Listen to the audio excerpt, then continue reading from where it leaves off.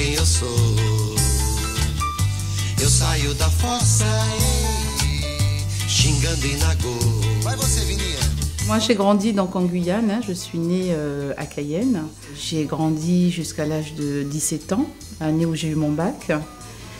Et ensuite, j'ai voulu, comme tout futur jeune étudiant, partir pour continuer mes études. L'idée était de partir d'abord au Brésil parce que je voulais continuer mes études au Brésil. Et bon, là, ça se complique un peu parce que bon, la Guyane étant française, au niveau des diplômes, après, c'est extrêmement difficile.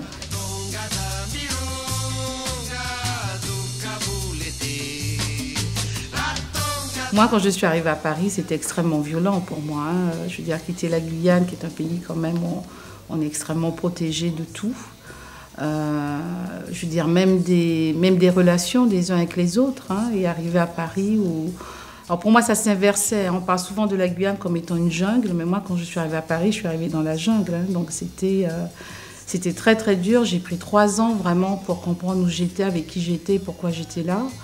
Et c'est vrai qu'à partir du moment où j'ai compris la chance que j'avais de faire des études en France, mais surtout à Paris, donc dans cette capitale dont beaucoup de jeunes rêvent, voilà, j'ai commencé à changer, j'ai commencé à voir les choses autrement.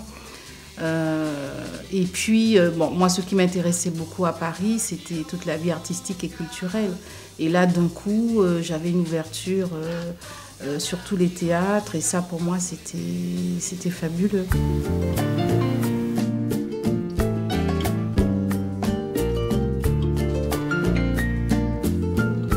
Enfin, moi, j'ai grandi dans une famille où on est extrêmement mélangé. On est extrêmement mélangé, qui fait que bon, cette ouverture, comment dire, la culture de l'autre n'est pas quelque chose qui m'effraie.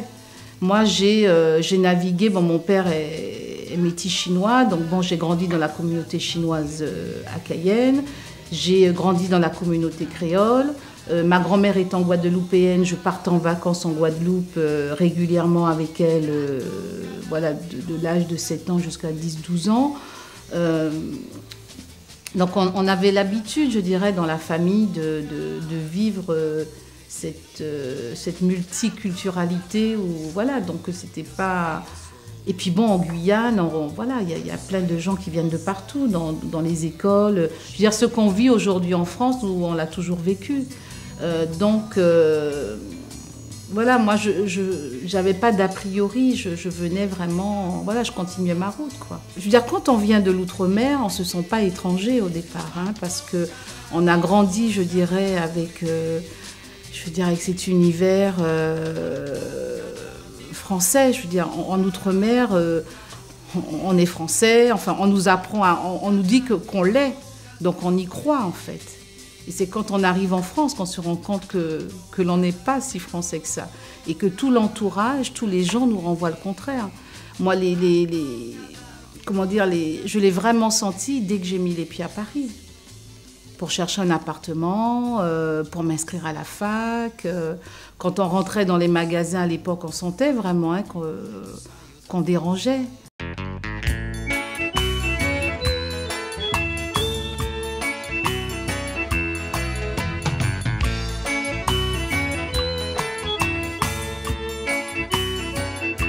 On sent que bon, quand on rentre dans un magasin, qu'on dit bonjour, on ne vous répond pas.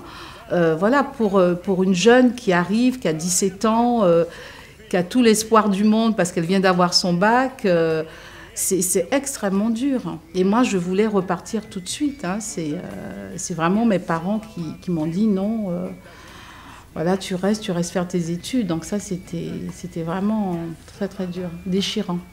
Ce qui fait que bon, j'ai vraiment appris à aimer Paris petit à petit. Et les gens aussi.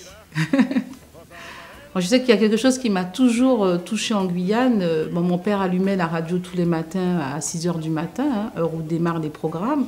On avait l'hymne national de la France à 6h du matin. Je me suis dit, il faut que j'arrive à être heureuse là où je suis et à construire là où je suis et à faire à partir de là où je suis. J'ai commencé à fréquenter tout simplement les cours de théâtre à la fac, puisque je me suis inscrite en double licence lettres théâtre. Cinemazonia, donc c'est un festival de cinéma qui est né en Guyane en 2002, qui est un festival qui a lieu tous les 2 ans. Et l'idée de départ, c'était de pouvoir créer un festival qui permettent aux Guyanais, enfin en Guyane en tous les cas, tout l'espace